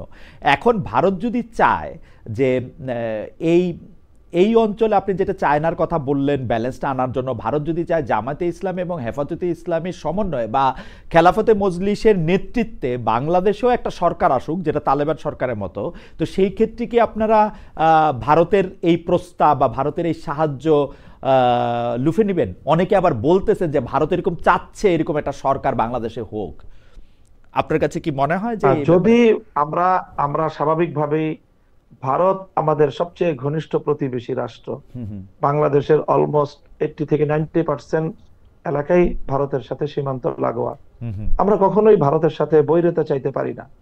তো ভারত যদি আমাদের সাথে বিগ ব্রাদার স্বরূপ আচরণ পরিহার করে, আমাদের উপর এই আগ্রাসনী মনোভাব যদি তারা পরিহার করে, বন্ধুত্ব সুলভ আচরণ যদি তারা সাম্যের ভিত্তিতে গড়ে তুলতে চায়, এবং সেটা আমি মনে করি অবশ্যই ইসলাম যেহেতু সর্বক্ষেত্রেই ভারসাম্যপূর্ণ, ইসলামী ব্যবস্থা যেহেতু সবচেয়ে বেশি সাম্যের ইনসাফপূর্ণ, এই জন্য ভারত যদি এটা রিয়েলাইজ করে যে আসলে বাংলাদেশে ইসলামী শাসন ব্যবস্থা প্রতিষ্ঠা হলে বাংলাদেশের সাথে তাদের ন্যায় ভিত্তিক সম্পর্ক প্রতিষ্ঠার ক্ষেত্রে সহায়ক হবে, সেটা যদি তারা এই শুভবুদ্ধি যদি তাদের মধ্যে হয়, আমরা তাদেরকে ওয়েলকাম জানাবো। আমার মনে হয় যে যেই মানে যে ভূরাজনীতির কথা আপনি আসলে বললেন চীনের বাস্তবতায়, পাকিস্তানের বাস্তবতায় এবং অন্যান্য জায়গায়, সেক্ষেত্রে ভারত হয়তো আপনাদের এই প্রস্তাব আপনাদেরকে দিতেই পারে যে বাংলাদেশে এরকম একটা সরকার হলে তাদেরও হয়তো সুবিধা আছে। যাই হোক, সেটা আপনার কথায় পরিষ্কার, যদি ভারতের জায়গা থেকে এই শর্ত পরিবর্তন করে তাহলে আপনাদেরও কোনো বাধা আসলে নাই ভারতের সাথে আলাদা করে আলাপ চালিয়ে যাওয়ার। স্বাভাবিকভাবে আমাদের কারোর সাথে স্থায়ী সম্পর্ক, বন্ধুত্ব বা শত্রুতার স্থায়ী সম্পর্ক নেই। ওকে, আপনি স্থায়ী বন্ধুত্ব বা শত্রুতার কথা বলছেন। আমি আবার একটু পাকিস্তানে যাই। পাকিস্তানে যে নিষিদ্ধ ঘোষিত সংগঠন যেটা কথা আপনি বললেন, তেহরিকি তালিবান বা টিটিপি, সেই টিটিপি প্রতিরোধ পাকিস্তান সামরিক বাহিনীকে অনেক সময় দিতে হচ্ছে। সেখানে এক ধরনের গৃহযুদ্ধের পরিস্থিতিও দেখা যাচ্ছে। এতে পাকিস্তানি সেনাদের হাতে নিহত টিটিপি সদস্যদের মধ্যে কয়েকজন বাংলাদেশিও পাওয়া গেছে। বিষয়টি আপনি কিভাবে দেখছেন? যারা যাচ্ছেন সেখানে তাদের প্রতি আপনার আহ্বান কি থাকবে? এখানে এই জাতীয় কার্যকলাপ পরিচালিত হয় বাংলাদেশ। দেখেন, পাকিস্তানে কিন্তু অনেক বাংলাদেশি এমনিতেই বসবাস করে থাকে।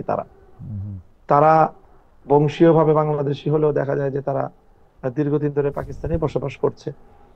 এরকম বিভিন্ন বিচ্ছিন্ন জায়গা থেকে, শুধু বাংলাদেশ নয়, পৃথিবীর অনেক রাষ্ট্র থেকেই আফগান জিহাদ চলাকালীন সময়ে অনেক মুজাহিদরা সেখানে একত্রিত হয়েছে। সবচেয়ে বেশি আরব বিশ্ব থেকে সবচেয়ে বেশি মানুষ সেখানে এসেছে।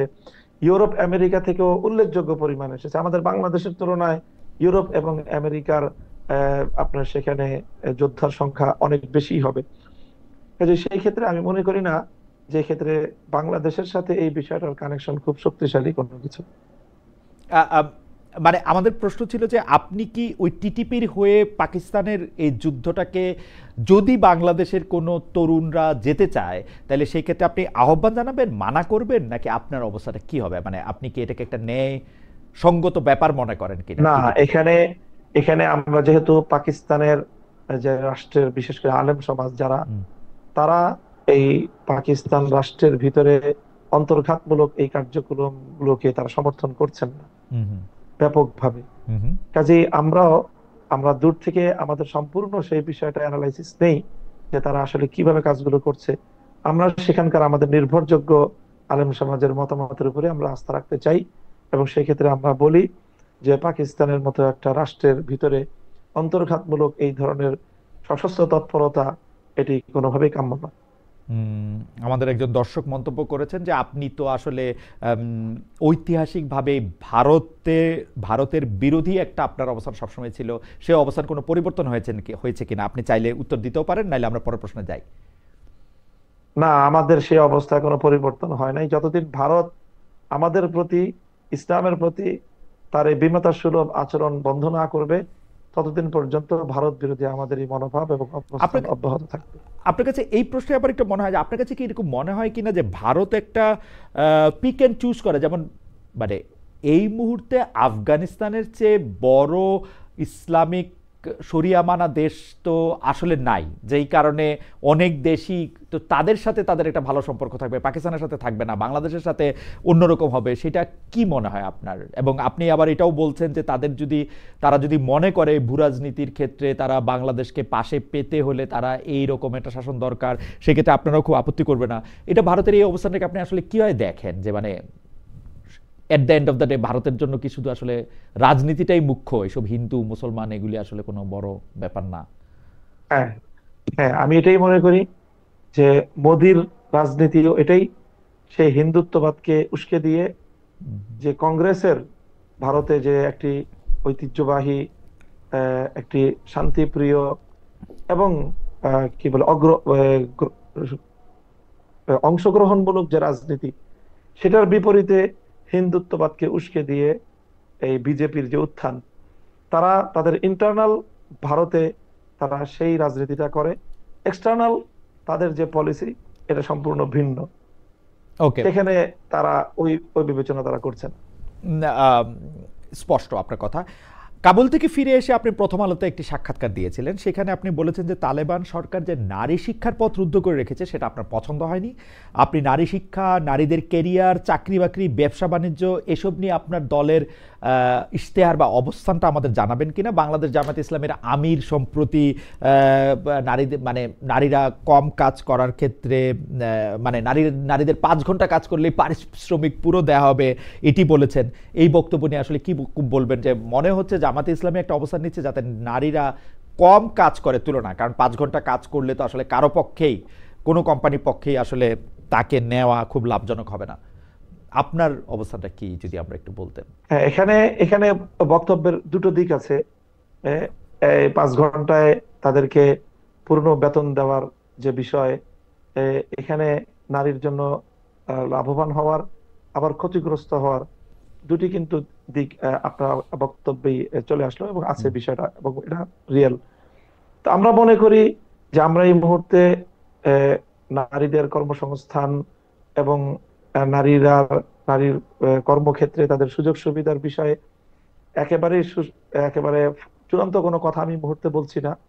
আমি যেটা বলছি যে অবশ্যই আমাদের যতটুকু সক্ষমতা, সেটা অবশ্যই নারী বান্ধব, নারীদের সর্বোচ্চ সম্মান এবং নিরাপত্তা, আমরা এই দুটো বিষয়ে প্রাধান্য দেওয়ার চিন্তা করি। সম্মান এবং তার নিরাপত্তা। নারী যেন অর্থনৈতিকভাবে নিরাপদ থাকে, নারী যেন কোথাও কর্ম করতে গিয়ে সম্মান হানি তার না হয়, তার নিরাপত্তা বিঘ্নিত না হয়। এই জন্য রাষ্ট্র কাঠামোর ক্ষেত্রে একটা বড় ধরনের পরিবর্তন আনা আমরা প্রয়োজন মনে করি।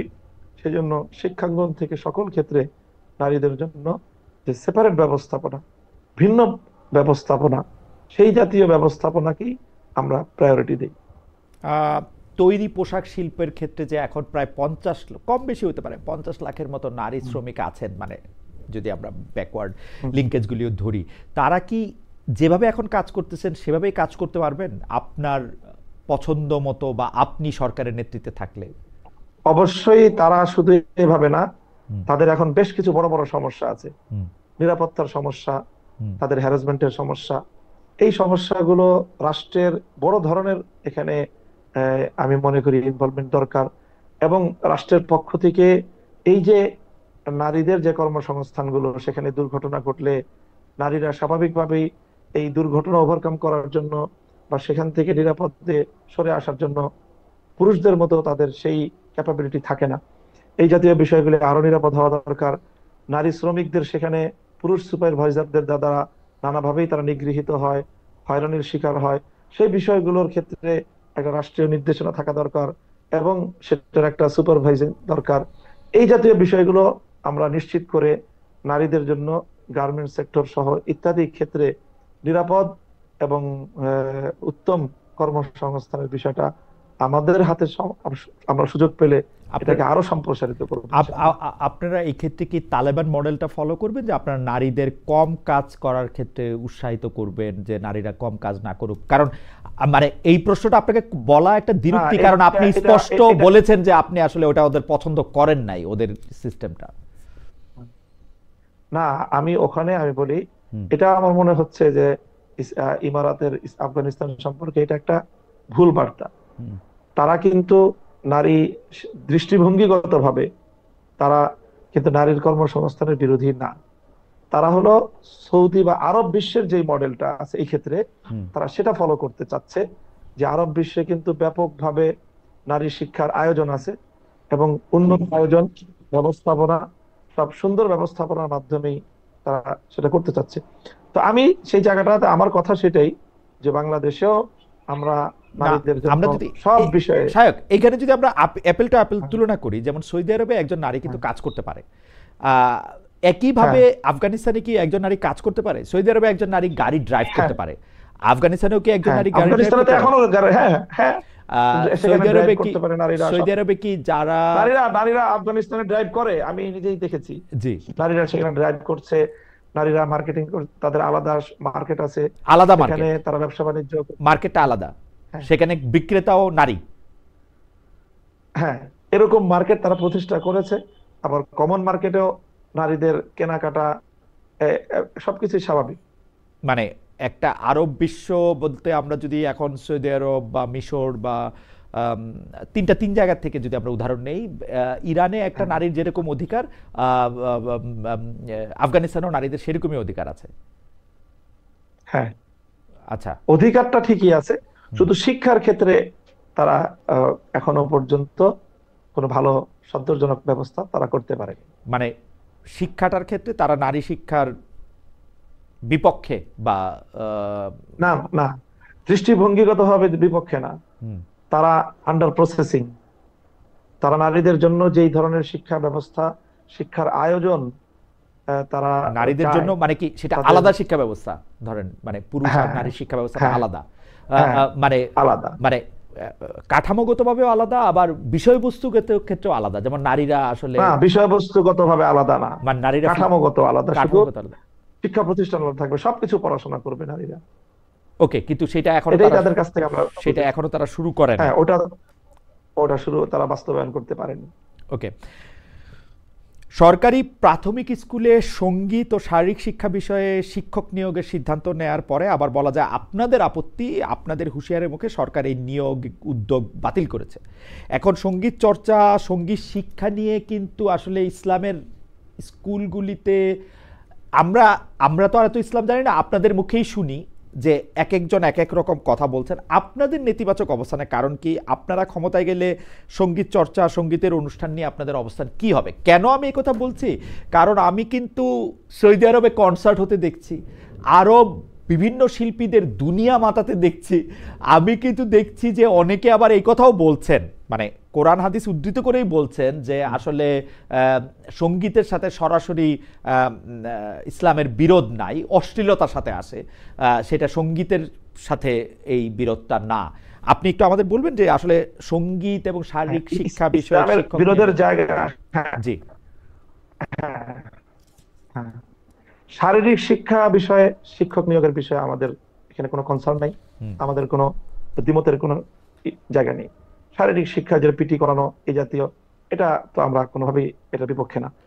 সঙ্গীতের যে বিষয়টা আপনি বললেন, সেখানে ইসলামের সঙ্গীতের জায়গায় দুইটা জিনিসের সাথে ইসলামের মতের ডিফার করে ইসলাম। একটা হলো যেটা আপনি বললেন যে অশ্লীলতা, আর একটা হলো যে সঙ্গীত বহির্ভূত যে বাইরের বাদ্যযন্ত্র, সেই বাদ্যযন্ত্রের ব্যবহারের ইসলামের আপত্তি আছে। সীমিত এক দুইটা বাদ্যযন্ত্রের বাইরে অন্যান্য বাদ্যযন্ত্রগুলোকে ইসলাম অ্যালাউ করে না। এছাড়া ওই সেই বাদ্যযন্ত্রগুলো বাদে যদি শুধু আহ, গান হয়, সেই গান যেটা আমরাও গাই, আমাদের ছেলেরাও গায়, ব্যাপক আমাদের অনেক শিল্পী গোষ্ঠী আছে তারা গাচ্ছে, সেটার সাথে আমাদের তো মত পার্থক্যের কোনো জায়গা নেই। তার মানে আপনারা সঙ্গীত শিক্ষকের নিয়োগের ক্ষেত্রে স্কুলে, প্রাথমিক স্কুলে সঙ্গীত শিক্ষকের নিয়োগের ক্ষেত্রে আপনারা যে আপত্তিটা সেটা আমরা জানিয়েছেন, বিরোধিতা করেছি অন্য কারণে।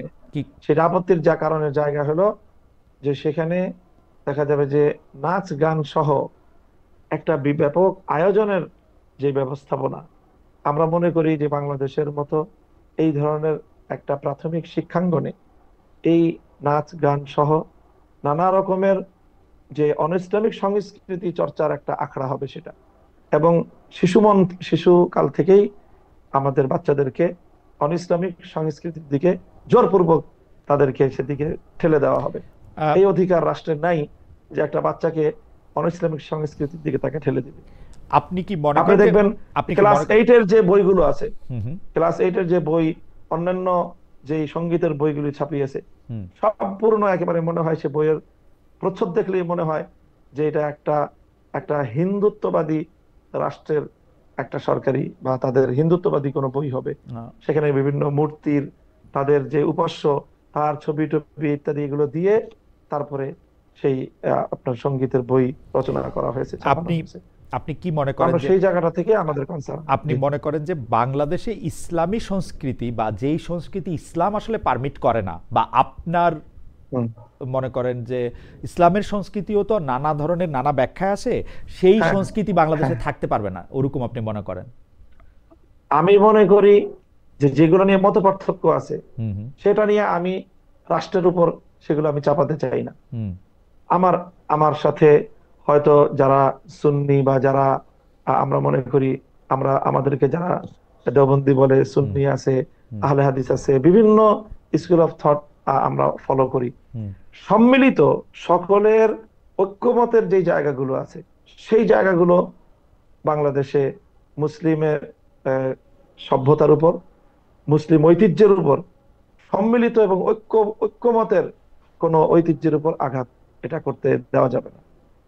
আহ, মানে মুশকিলটা কি, যে তাহলে তো আমাদের মানে আমার মুশকিলটা ওকে যে ধরেন হ্যাঁ, যে এইটা তো যখন কিছু কিছু বিষয়ে আমরা এরকম একমত শুনি, যেমন ধরেন ফেসবুকে আমরা যে বিভিন্ন হ্যাঁ, বিষয়ে আলোচনায় অংশগ্রহণ করতেছি, মতামত দিতেছি, হ্যাঁ, গালাগালি করতেছি, একজন আরেকজনকে কাফের বলতেছি, আমি আলেম সমাজের কথাই বলতেছি, তারা হ্যাঁ, কাফের হ্যাঁ, বলতেছি আমরা।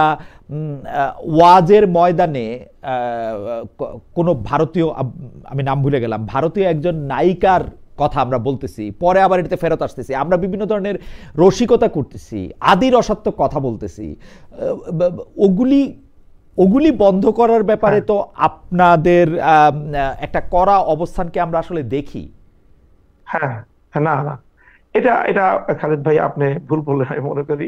হ্যাঁ যে এই সকল বিষয়ে সবচেয়ে যাদেরই এই ধরনের স্লিপিং হয় হুম বা যাদেরই এই ধরনের ভুল হয়, সেই বিষয়ে আমাদের অঙ্গন থেকে সবচেয়ে বেশি প্রতিবাদ হয়।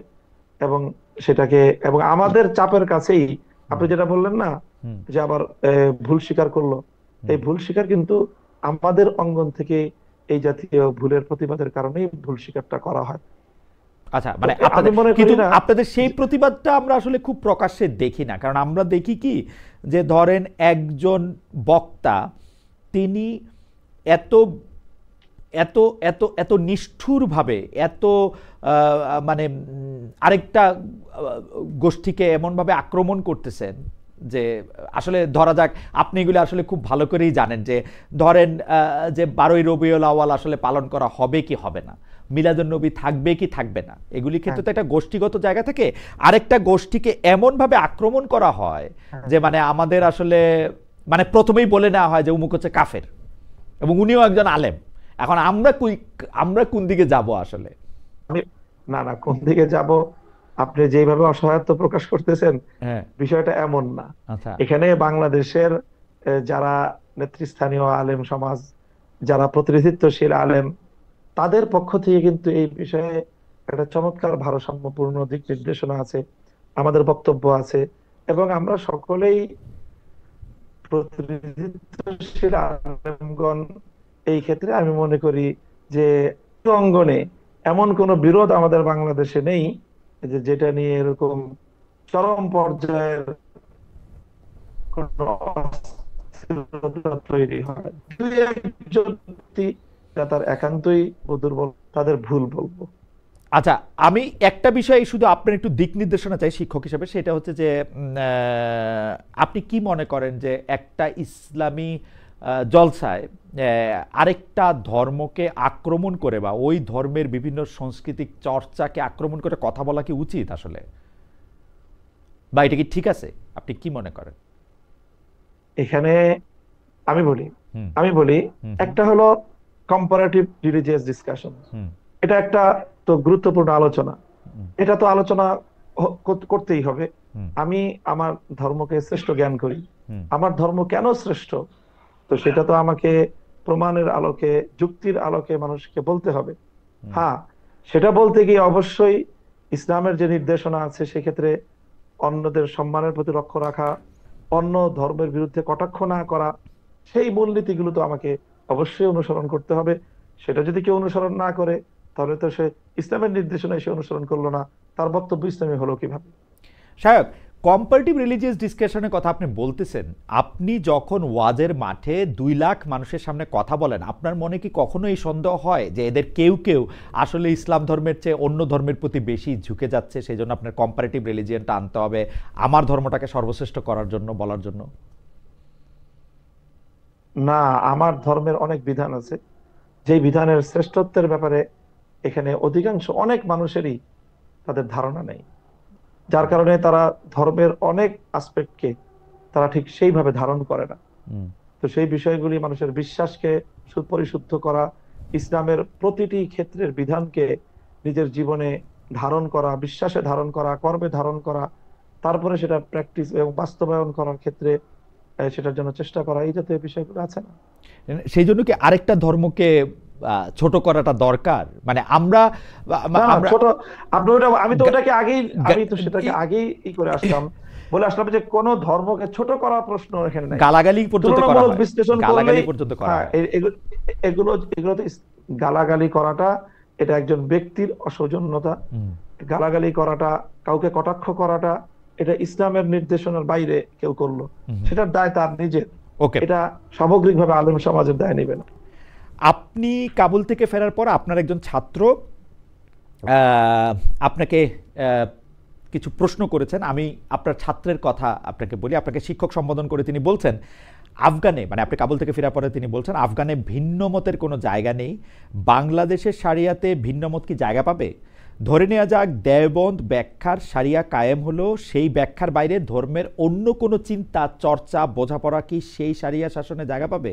যদি পায়, কোন মর্মে পাবে? কারণ ব্যাখ্যার উপরে গিয়ে শারিয়া যখন প্রতিষ্ঠা পাবে, সেটা তো ধ্রুব হয়ে উঠতে হবে, নতুবা অন্য কোনো ধ্রুব তার জায়গা দখল করে নেবে। ফলে অভ্যন্তরীণ নানা শারিয়া চিন্তাকেই আগে রদ করতে হবে। সেই রদটা কি করবে বাংলাদেশের শারিয়া? শায়েক, আপনি যদি বলেন, এটা আপনার একজন ছাত্র, হ্যাঁ, উনি আমার এটা এরকম বলছেন। বুঝতে পারছি। জি, জি, বলি। আমার শিক্ষক মামুনুল এটা হকের হলো কাছে আসলে, কয়েকটি প্রশ্ন। জি, জি, জি, আমরা মনে হয় খুব বেশি আলোচনা দীর্ঘায়িত করতে পারছি না, খালিদ ভাই। জি, তো আমি এই বিষয়ে যেটা বলবো সেটা হলো যে আসলে শরিয়াকে প্র্যাকটিস করার যে দাবি বা এটার যে প্রয়োজনীয়তা, এটা আজকে নতুন না। এবং শরিয়া, রাষ্ট্র ব্যবস্থায় শরিয়া অ্যাপ্লিকেশন বা শরিয়াকে বাস্তবায়ন করার এই আয়োজন, এটা আজকে নতুন না, বরং এটা পৃথিবীতে প্রায় আপনার 1300 বছর ধরে তো এটা বাস্তবায়িত একটা সত্য। তো তখন ইসলামী শরিয়া কিভাবে অ্যাপ্লিকেশন হয়েছে, সেটার কি কোনো মডেল বা তার ইতিহাস আমরা জানি না? তো এটার প্রত্যেকটারই বাস্তবতা আছে। শরিয়ার, আমি তো বললাম যে শরিয়া বাস্তবায়নের সুনির্দিষ্ট কিছু জায়গা আছে যেখানে একটা কংক্রিট একটা মতামতকে অনুসরণ করা হয়, সেটা হলো জাস্ট শুধুমাত্র বিচারিক আদালতের ক্ষেত্রে।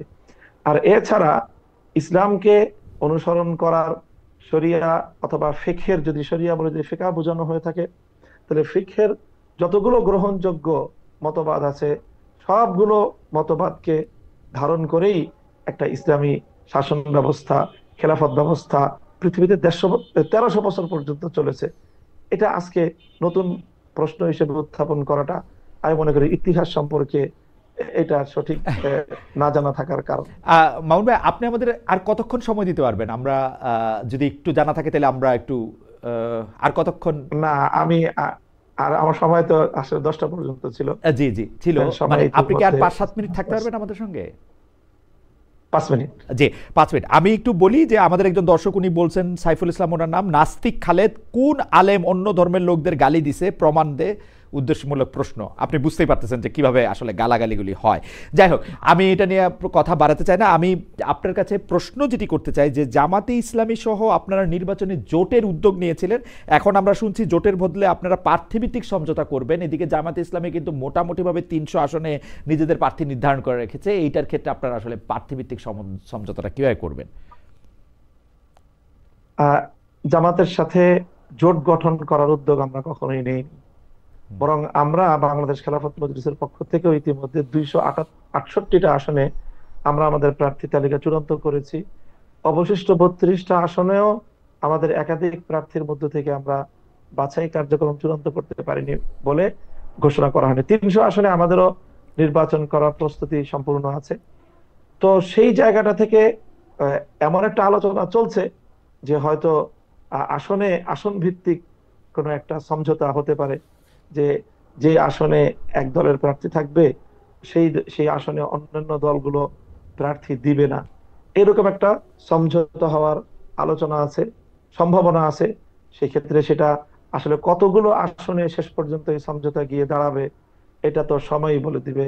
এখনো আমরা আগাম চূড়ান্ত কোনো কথা বলতে পারছি না। মাওলানা মামুনুল হক, বিএনপির সাথে আম, আপনাদের দূরত্ব বা জামায়াতে ইসলামের কি একটা দূরত্ব সৃষ্টি হয়েছে 5 আগস্টের পরে? এই দূরত্বের আসলে কারণ কি? মানে একটা সময় আমরা দেখেছি যে বিএনপির সাথে আসলে জামায়াতে ইসলামের সম্পর্ক বা আপনাদের সম্পর্ক একটু অন্যরকম ছিল, এখন আবার দেখছি একটু অন্যরকম। এর কারণটা কি আসলে? বিএনপির সাথে এই ইসলামী বেশিরভাগ সংগঠনগুলোর একটা দূরত্বের বড় কারণ হলো যে সাধারণত আমরা যারা বাংলাদেশে ইসলামপন্থী রাজনীতি করি, আমাদের অতীতের স্বাধীনতা পরবর্তী সময়টায় সবসময় আমাদেরকে একটা রক্ষণাত্মক রাজনীতি করতে হয়েছে। হুম হুম। অর্থাৎ নৌকা ঠেকাও, আওয়ামী লীগ চলে আসলে আমাদের উপর ব্যাপক ব্যাপক ক্র্যাকডাউন হবে, এই সকল আশঙ্কার জায়গা থেকে আমরা তখন বিএনপি এবং ধানের শীষকে নিজেদের জন্য নিরাপদ জায়গা মনে করে আমরা তখন একদিকে ঝুঁকে পড়তাম এবং ইসলামপন্থীরা ঝুঁকে পড়তো যে আমরা আলাদা ভাবে নির্বাচন করতে গেলে বিএনপির সাথে ভোট ভাগাভাগি হয়ে শেষ পর্যন্ত দেখা যাবে যে আওয়ামী লীগ এবং নৌকা এটা ক্ষমতায় চলে আসবে, পাশ করবে। তো সেই আশঙ্কার জায়গা এবার নেই। তো এবার না থাকার কারণে এখন বিএনপির যে নির্বাচনী ইশতেহার বা তাদের যে নির্বাচনী এজেন্ডা, সেখানে তো ইসলামকে কেন্দ্র করে খুব আমাদেরকে আশাবাদী করার মতো, আশ্বস্ত করার মতো তেমন কোনো এজেন্ডা নাই। যার কারণে এখন আমরা মনে করি তাহলে সেই ক্ষেত্রে আমরা কেন বা কোন যুক্তিতে আমরা এখন এই পরিস্থিতিতে বিএনপির সাথে নির্বাচন করব, এই জায়গাটা বড় ধরনের আমি মনে করি নতুন একটা সিচুয়েশন যেটা বিগত সকল নির্বাচন থেকে একটা ভিন্নতা তৈরি করেছে। এই ভিন্নতার কারণেই মূলত এবার মনে হচ্ছে যে বিএনপির সাথে আমাদের এই দূরত্বের জায়গা। আপনার 5 মিনিটের 3 মিনিট আছে, আমার দুটি শেষ প্রশ্ন।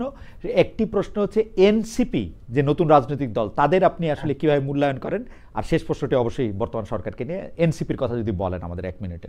এনসিপি সম্পর্কে আমার মূল্যায়ন হলো যে এনসিপির আগমনের মধ্য দিয়ে বাংলাদেশের রাজনীতিতে একটা দারুণ সম্ভাবনার দুয়ার খুলেছে। সেটা হলো আওয়ামী লীগ এবং বিএনপি যে রাজনীতি করে হুম। সেই রাজনীতিতে মেধাভিত্তিক তারুণ্যের কোনো অংশগ্রহণ নেই, বরং তার সম্পূর্ণ একটা পেশিশক্তি নির্ভর এবং কালো টাকা নির্ভর এক ধরনের দুর্বৃত্তায়নের রাজনীতির মধ্যেই আমাদের বাংলাদেশের রাজনীতি চলে গিয়েছে। সেই জায়গাটা থেকে এনসিপির মাধ্যমে তরুণ, মেধাবী, সম্ভাবনাময় দেশের জন্য একটা নতুন সম্ভাবনা নিয়ে তারা রাজনীতিতে এসেছে। আমি এই জন্য তাদেরকে স্বাগত জানাই এবং আমি মনে করি তাদের এই পথে স্ট্রাগল করা দরকার, এই পথে তাদের অটল থাকা উচিত। সহসাই এতে তাদের রাজনৈতিক ভাবে বড় কোনো প্রাপ্তি না থাকলেও তারা যদি দৃঢ়তার সাথে পথ চলতে পারে তাহলে তাদের দলেরও বিকাশ ঘটবে এবং এই নতুন যে সম্ভাবনা তৈরি হয়েছে এই সম্ভাবনাটাও এর চাপে পড়ে আওয়ামী লীগ এবং বিএনপি কেও বা বিএনপির মতো বড় বড় রাজনৈতিক দলগুলোকেও এই পেশি শক্তি এবং টাকার শক্তি থেকে বের হয়ে এসে যোগ্যতা এবং মেধার দিকে তাদেরকে ধাবিত হতে আপনাদের হবে। সাথে জোট হওয়ার কোনো সম্ভাবনা আছে কিনা, কোনো কথাবার্তা চলছে কিনা? আমরা মনে করি যে এনসিপির যে রাজনৈতিক যে মিশন, হুম হুম। তারা যে জুলাই সনদের যে স্পিরিটকে তারা ধারণ করে, সেই জায়গা থেকে কোনো না কোনো এক জায়গায় আমাদের সাথে একটা বোঝাপড়া হওয়া ছাড়া এনসিপিরও কোনো মানে আমি মনে করি তাদের রাজনৈতিক যে মিশন সেটা বাস্তবায়নের কোনো সুযোগ নেই। আমরা জুলাই সনদকে, জুলাই স্পিরিটকেই আগামীর বাংলাদেশে বাস্তবায়ন করার প্রতিজ্ঞা নিয়ে আমরা রাজনীতি করতেছি। এনসিপি তো এটা অস্তিত্বের প্রশ্ন। ওকে, এনসিপির অস্তিত্ব প্রশ্ন। আমার শেষ প্রশ্ন, আপনার মানে আপনি আসলে নির্ধারিত সময়ের চেয়ে আরেকটু বেশি সময় দিয়েছেন। আপনি ডক্টর মোহাম্মদ ইউনূসের এই যে সরকার 5ই আগস্টের পরে 8ই আগস্ট গঠিত হওয়ার পরে এখন পর্যন্ত আজকে একটি ভাষণও দেওয়া হলো, আপনি কিভাবে মূল্যায়ন করেন তাদের, মানে তারা ঠিক কাজ করেছে, ঠিক পথে ছিল, ভালো কাজ করেছে, খারাপ করেছে? আপনি যদি একটু নম্বরও দেন। আমি মনে করি যে যথেষ্ট দুর্বল একটা সরকার, দুর্বল সরকার হওয়া, হ্যাঁ, দুর্বল সরকার হওয়ার কারণে নতজানু একটা সঠিক সেই সম্ভাবনাটাকে কাজে লাগাতে পারে নাই।